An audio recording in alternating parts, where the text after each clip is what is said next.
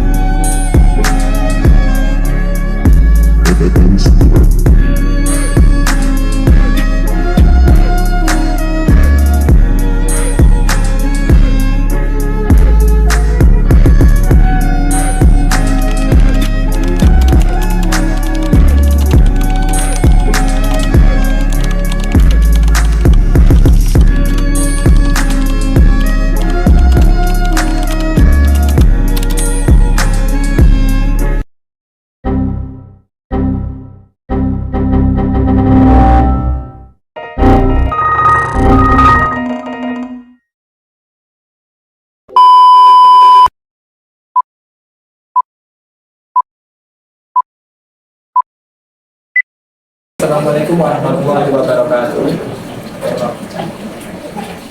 Nah, hari ini kita bersama Bapak Reda Asmudi untuk membicarakan dunia usaha, yaitu usaha toko komputer yang dimiliki teman-teman juga semuanya. Oke, Bapak Reda Asmudi sama Pak Pak, ini sama Pak Nah, di sini saya akan mewawancari Bapak tentang dunia usaha itu, yaitu toko komputer ya Pak ya. Oke, saya boleh sekarang membicarakan ini. Bagaimana Bapak merintis usaha toko komputer dan spare part dari awal hingga dapat berkembang sampai saat ini? Kalau dari awal ya, maksudnya dari kecil dulu ya. Dulunya kalau toko komputer dulunya cuma warnet biasa. Jadi malah itu menjadi modal kita untuk dagang. Jadi kita menjual isinya warnet itu untuk sepeda motor. Awalnya mau dari situ. Akhirnya setelah ini berjalannya waktu, kita mendapatkan supplier ya, yang selalu mensupport kita. Kita kan fokusnya di spare part komputer second kita ya. Kita mendapatkan supplier sehingga kita support kita sampai sekarang ini. Sebenarnya gambaran besar seperti itu. Itu bagaimana berkembangnya usaha Bapak yang Oke, untuk pertanyaan yang kedua, bagaimana cara Bapak untuk mendapatkan supplier atau barang atau spare part? Itu caranya bagaimana Pak? Kalau mendapatkan barangnya barang dagangan ya, Barang dagangan ya, dagangan. Kalau tadi kan kita jual belinya kan second. Kalau barang jelas dari distributor dan di semua wilayah pun ada. Kalau second memang tantangannya nggak semua barang itu yang dipesan konsumen itu saya sesuai sana. Istilahnya kadang dia minta CPU barang apa, LCD-nya pun belum tentu kita bisa barang apa. Karena second itu kan berubah-ubah dengan cepat. Dan kita pun waktu mendapatkan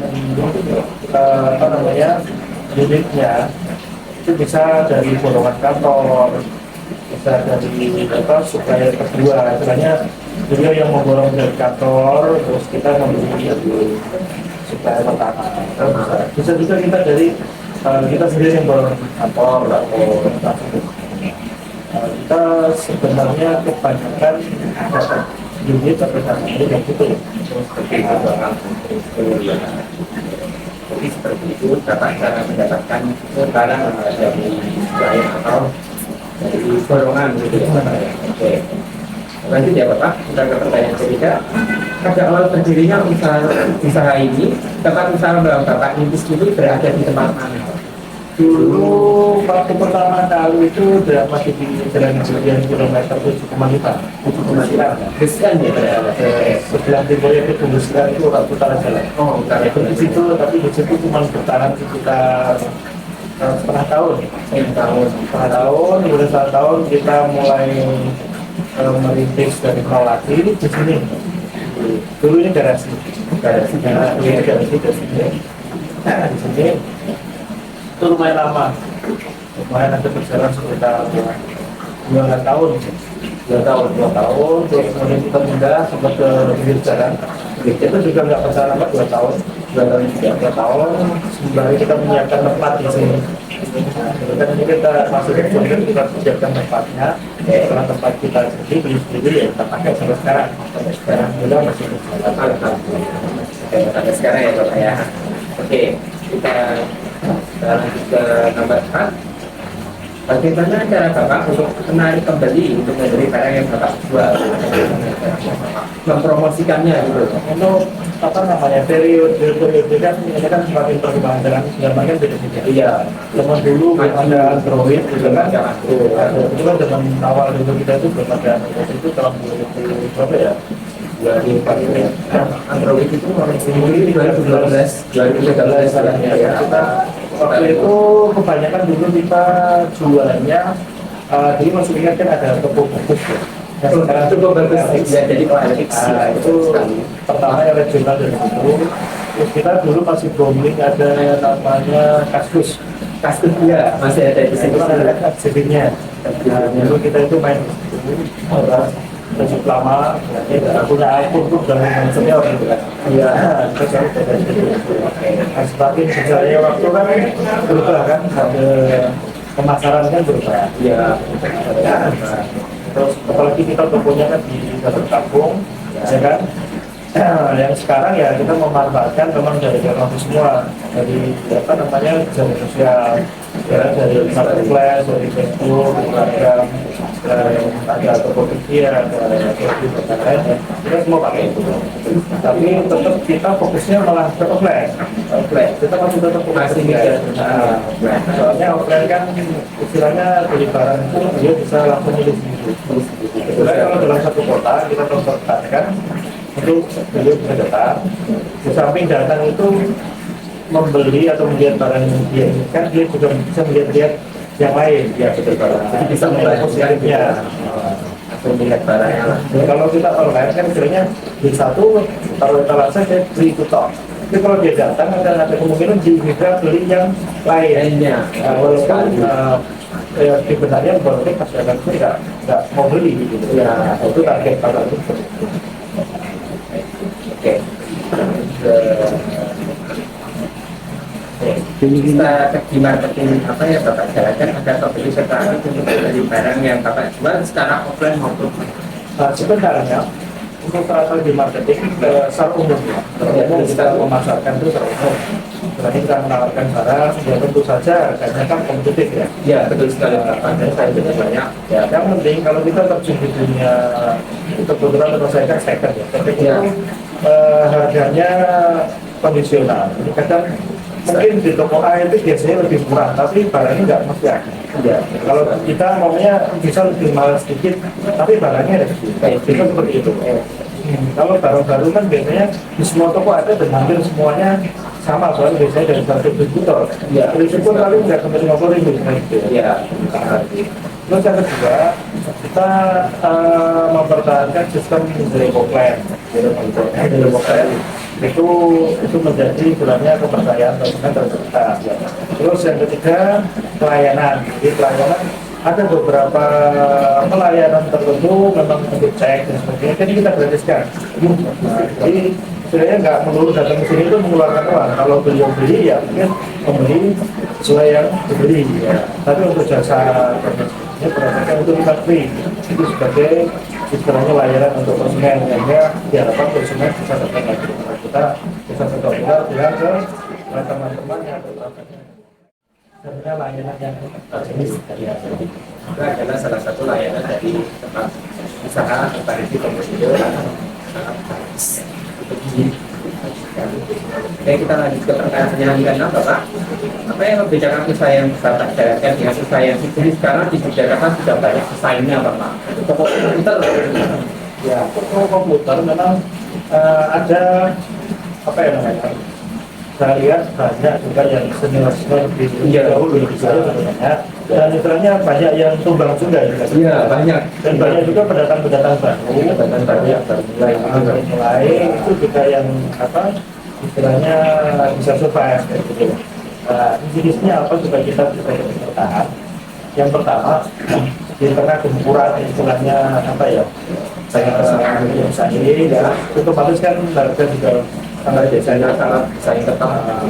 Yang istilahnya yang kita tonjolkan dari tempat kita adalah layanan. Layanan ini kayak kata tadi ada layanan beberapa cek yang free.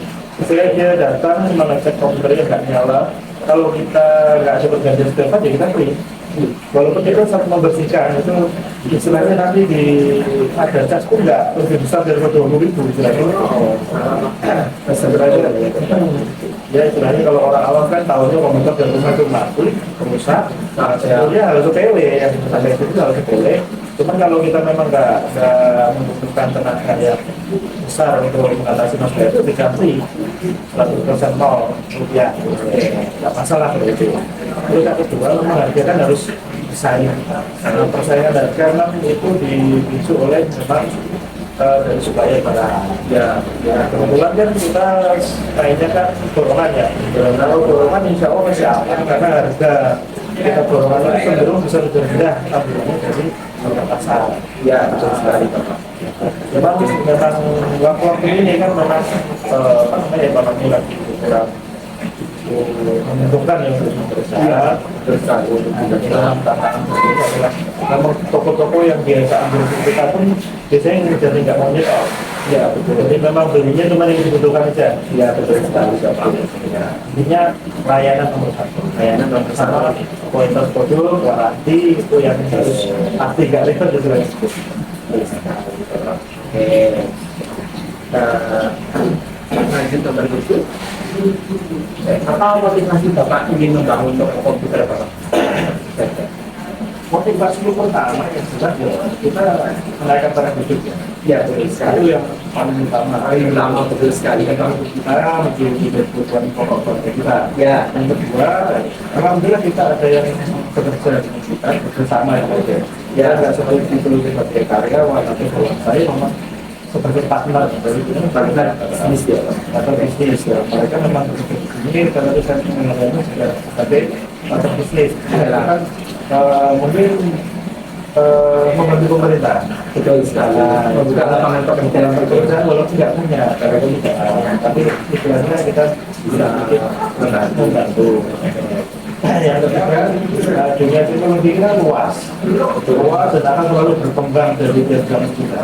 Ya betul. Karena itu harus didorong juga oleh keinginan dan percakapan pemikiran yang sampai dengan gitu. Itu ibaratnya kan kalau orang tua kadang-kadang umur sekian udah malas dengan itu sendiri. Kita harus selalu mengikuti terus. Kita harus selalu mengikuti dan kita nggak bisa di satu kondisi. Nanti kita sendiri akan tertinggal dan mati sendiri. Iya betul sekali. Ini perkembangan tren harus kita ikuti. Samping itu juga Jogja kan sebagai tempat namanya pendidikan. Betul sekali pendidikan banyak mahasiswa yang datang. Kita juga kan mensupport dari regional kita sendiri untuk bisa tersedianya para yang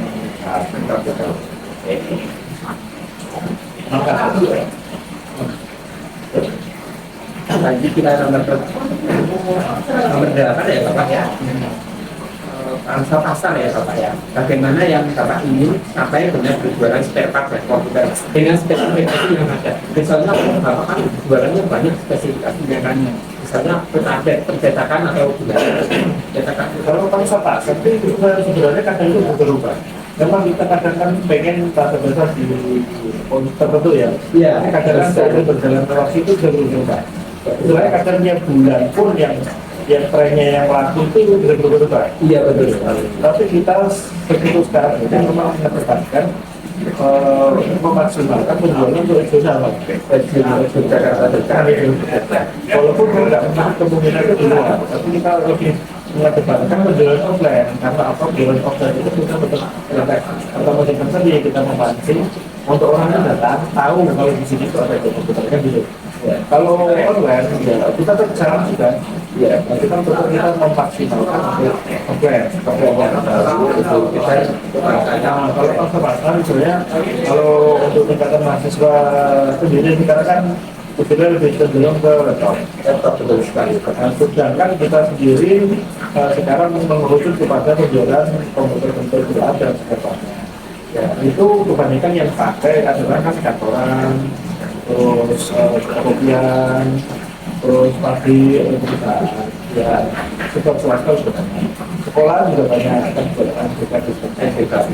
Nah, itulah istilahnya potensi pasar kita. Oke, sekarang lagi Bapak, ini agak bingung dulu. Berapa omset penjualan yang Bapak dapat dari penjualan komputer selama 1 bulan? Itu kan biasanya naik turun ya, Pak?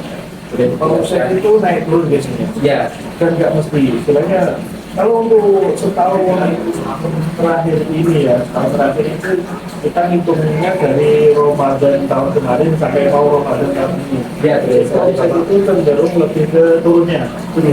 Nah, dan kita pernah mengalami apa namanya titik rendahnya memang di tahun ini. tahun ini. Mungkin di tahun antara Ramadan kemarin sama Ramadan ya, sebenarnya kita pernah mengalami itu. Mungkin ya karena faktor itu seorang kita. Iya, Tapi istilahnya kalau kita istilahnya masih mampu bertahan omset itu di atas 60 juta sebulan, insya Allah masih cukup operasional. Dan itu seperti itu.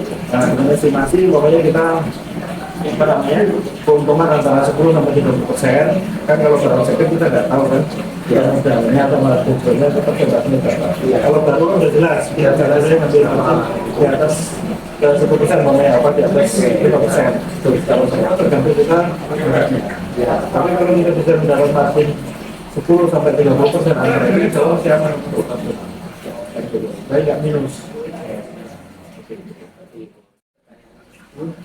Berapa tahun Bapak menjalankan usaha jual beli komputer dan spare part ini, Pak? Mungkin dimulainya dari antara tahun 2012 sampai 2012 sampai 2013 kan awal mulanya. kalau dihitung sekarang 2024 ya sekitar 11 tahun. Berarti sudah cukup lama Bapak berkecimpung di dunia bisnis ini ya Bapak. Memang resmi kita memulai toko ya itu. Iya. Sekitar 11 tahun. Oke. Lanjut Bapak. Bagaimana awal mula bisa menggunakan nama Alfa Digi Komputer itu untuk usaha yang Bapak jalankan? Untuk nama kebetulan kan kita mulai dari awal ya. Tahun Iya, bulan itu 2012 ya. Karena waktu itu saya punya anak pertama namanya sama kompetisi kan. Ya dari acuan itulah kita mendapatkan branding tokonya. Jadi pokoknya dari Sama anak. nama Bapak ya. Untuk ada anak kedua dan ketiga. Iya betul. Anak pertama yang Bapak nama Alfa Digi yang pakai itu. Dulu awalnya bukan Alfa Digi Komputer. Dulu waktu masih warna itu Alfanet. Dan waktu toko pertama pun masih Alfa Komputer. Bahkan cat kita itu masih pakai cat yang lama yang masih Alfa Komputer. Oh iya ya.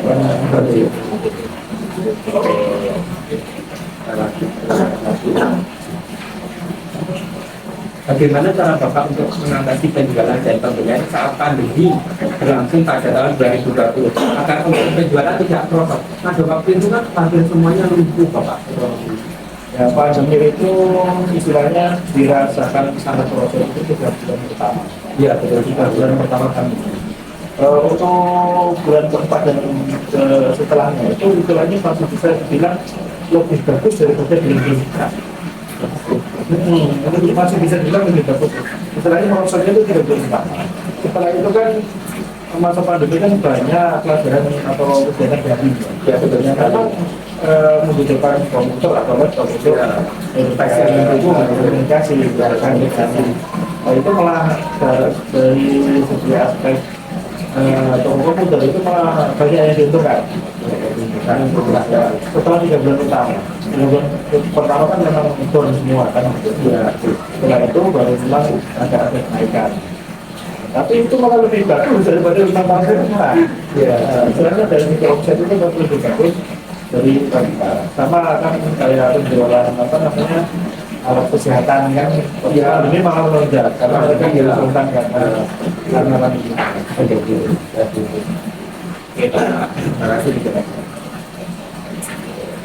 Bagaimana rencana jangka panjang dan pendek Bapak untuk mengembangkan usaha bidang dan spare part ini?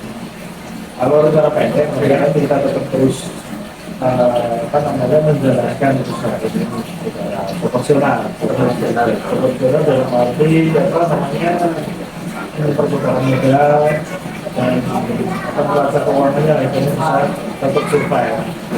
sekali. Tapi untuk jangka panjang, ya memang kita harus mengikuti perkembangan zaman ini. Komputer kan istilahnya nanti arahnya kan nggak bisa kita terka untuk laptop semua atau tablet semua atau HP semua kan harus terka. Iya. Jangka panjangnya kita terus mengikuti perkembangan teknologi.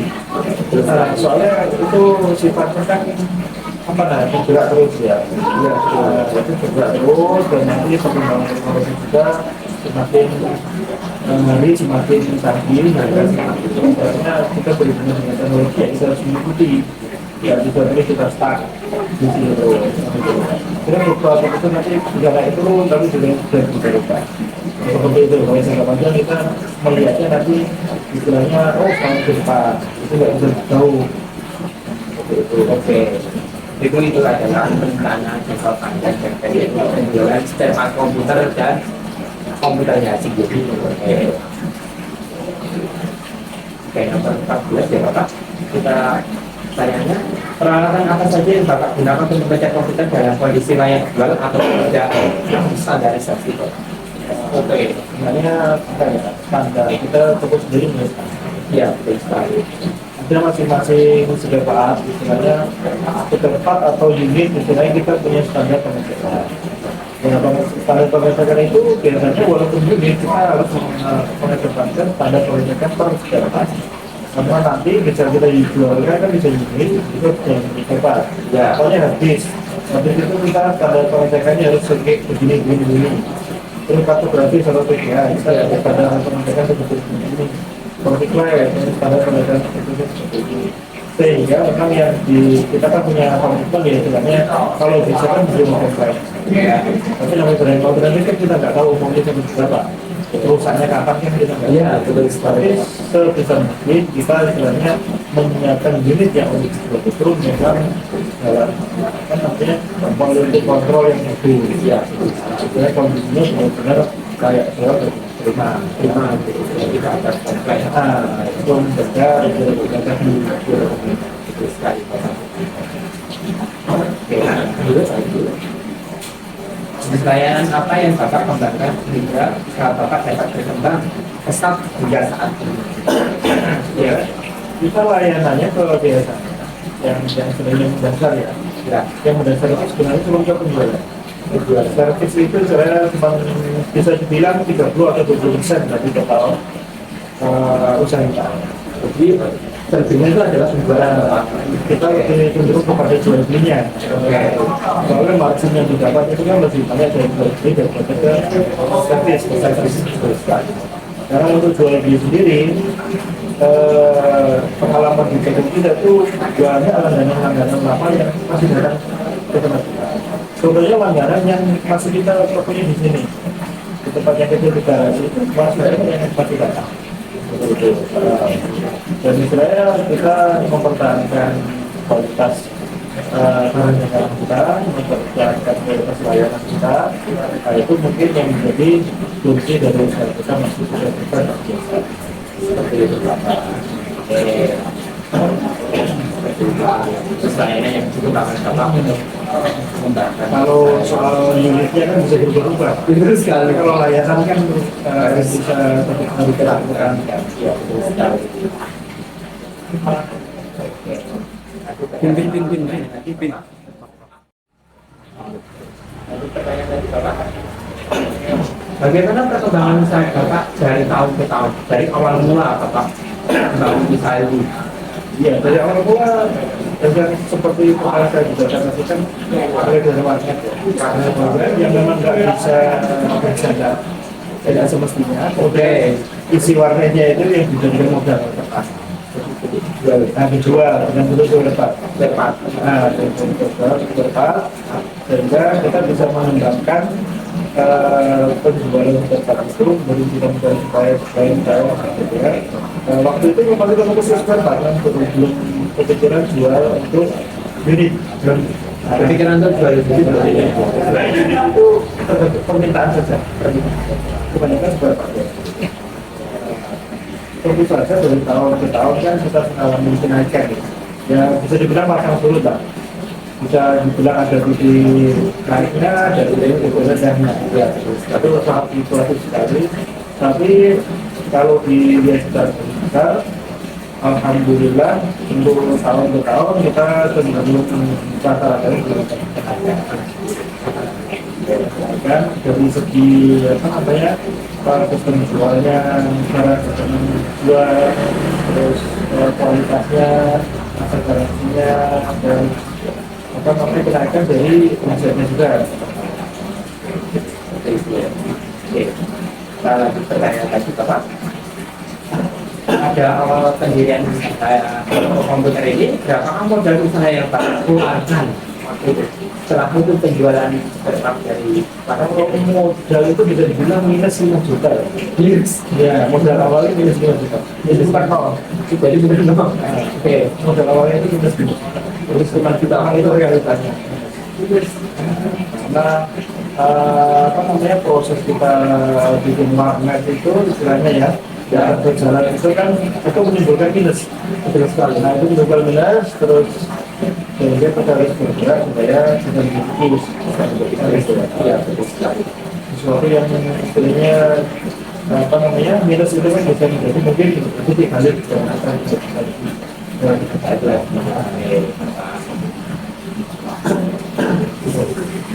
Lanjut pertanyaan. Apa saja kendala yang Bapak hadapi saat membangun usaha jual beli komputer supaya Pak komputer? Kendalanya apa? kalau kendala dari apa namanya supplier kami nggak ada kendala. Sebenarnya untuk barang-barang itu banyak. Cuman kan ada kendala kadang mau support banyak itu kan modal. Ya betul sekali. Terus andaikan pun kita bisa menyetok banyak, ada kendala kedua itu penurunan harga. Iya, penurunan istilahnya kita sudah mengalami stabilan harga.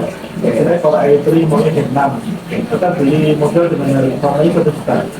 Nah, kita nggak bisa menghabiskan barang tersebut dalam waktu 3 bulan. Mungkin barang tersebut harganya sudah tidak 1 juta lagi, sudah 1 jadi kadang kita pun minus di situ.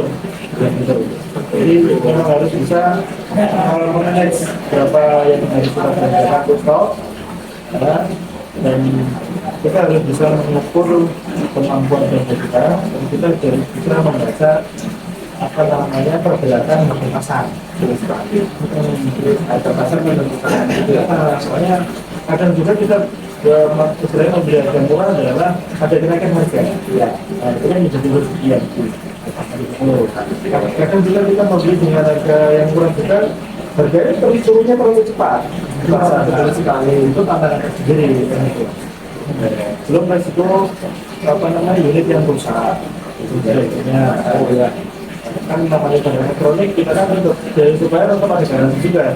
Tapi kan dari garansi tersebut kadang barang kan belum terjual dan mungkin barang tersebut rusak. Ya, Nah itu kan tantangan tersendiri.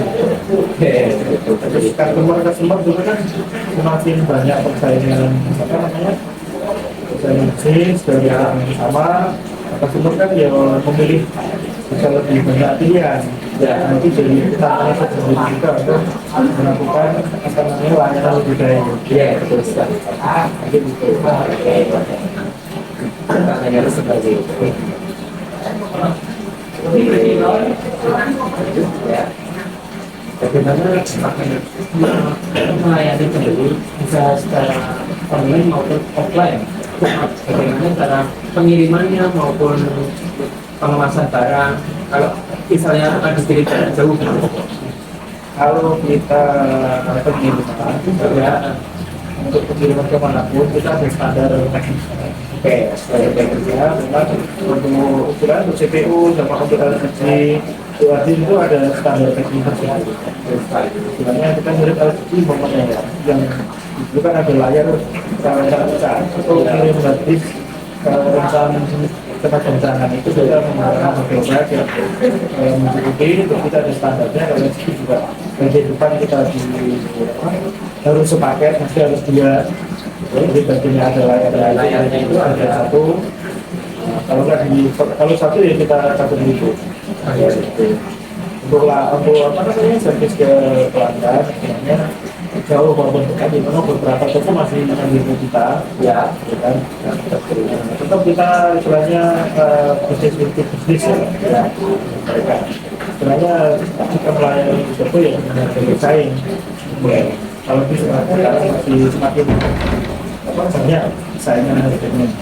Kalau untuk layanan customer ke toko langsung ya kita tetap mengutamakan untuk layanan mungkin beberapa yang tadi zero kompas ya dari komponennya kualitas unit dan dengan kita pun istilahnya dengan poin kita itu kata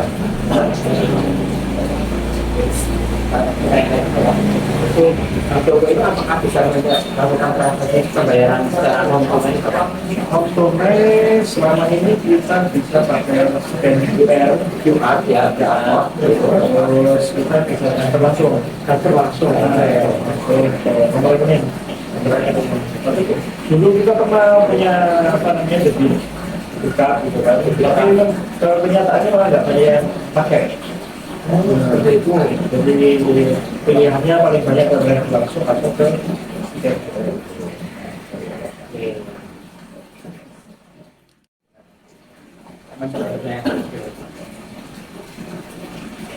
Dan nanti Bapak untuk saya lagi tantangan Bapak untuk memajukan usaha pakai era globalisasi yang sangat meningkat ini bagaimana Pak? Sebenarnya tantangan banyak ya, tantangan itu banyak. Apa namanya, kebanyakan tantangan itu banyak dari bukan persaingan harga kalau menurut saya, tapi terlalu cepatnya penurunan harga. Iya betul sekali, harga nggak stabil. Tapi kita tidak stabil harga itu intinya menuntut kita untuk apa ya, manage memang harga. Ya, kalau dulu jadi satu top itu harganya bisa awet. Ada beberapa part yang memang harganya bisa awet seperti motor dari zaman Thailand sampai sekarang harganya kan berbeda juga. Iya. Nah, ada monitor itu penurunannya nggak terlalu banyak karena harga memori, harga disk, storage itu kan yang penurunannya kadang-kadang. Kadang kalau naik juga tak jelas begitu. Jadi itu bapak. Nah, kendalanya itu seperti dari apa namanya, bukan dari pesaing kalau bukan dari pesaing, tapi kecepatan namanya teknologi kan apa ya, semakin cepat ya, berkembang. Istilahnya satu unit prosesor itu pokoknya harga pasaran 500.000 ya. Kadang kita nggak bisa jual 85 dan dia nggak bisa jadi 200. Jadi apa namanya? Itu kan repot banget. Itu kan repot untuk yang kita bisa stok banyak. Ya, jadi tantangannya masih seperti itu. Jadi memang tantangan sekarang ini ya kita memang harus benar-benar bisa menganalisis mana yang harus yang ya harus di stok, mana yang enggak. Oh, itu kan begitu.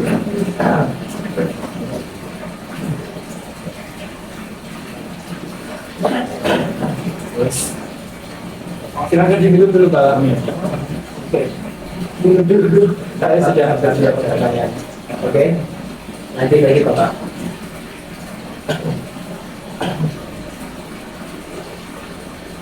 Saya kira Bapak selanjutnya untuk mengembangkan usaha ini Pak. Rencananya saja apa gitu Bapak punya impian apa gitu yang ingin diwujudkan. Kalau untuk bidang itu malah saya cenderung karena setak sebenarnya dalam artian itu bisa dapat yang beda di kendaraan malah dia pasti income. Oh, ini kan promotor itu termasuk aktif income kan? Ya, seperti sekali. Dari kita fokusnya malah sekarang ke pasif income. Jadi biarkan dia berjalan, tetap jalan terus. Dari kita pertahankan istilahnya. Soalnya kalau sedang menambah toko baru atau modal baru yang tidak sama, kemungkinan problematika akan sama. Ibaratnya kita mengembangkan suatu usaha lain mungkin ya bukan dari bidang komputer lagi, mungkin bisa dari aktif income lah ya, mungkin dari apa bidang kuliner dan sebagainya. Yang memang nanti suatu saat namanya usaha kita sudah menurun, kan namanya usaha kan ada puncaknya, ada titik rendah, titik terjadi. Jadi kita bisa membentuk tulisannya. Dan yang paling penting karena dari kasih istilahnya kita berhubung bisa menjalankan hubungan ya dasarnya yang lagi kita jalan dengan positif juga dan itu masih supir sebenarnya masih supir seperti itu lagi ya apa udah 20 pertanyaan lebih yang saya lontarkan ke Bapak. Oke teman-teman, itu bicara perbincangan kita dengan Bapak Reza Azli Fauzi selaku pemilik Al-Farisi Toko itu. Beliau telah meluangkan waktu untuk pembicaraan kita saat ini. Terima kasih Bapak atas waktunya. Saya ucapkan sayangnya. Oke, mohon maaf apabila ada salah kata saya saat menyampaikannya. Semoga saya Bapak Nintis ini akan lebih berkembang lagi untuk tahun-tahunnya biar lebih meningkat lagi. Oke. Sekian dari saya dan Bapak Reza Azli Fauzi. Wassalamualaikum warahmatullahi wabarakatuh. Waalaikumsalam warahmatullahi wabarakatuh.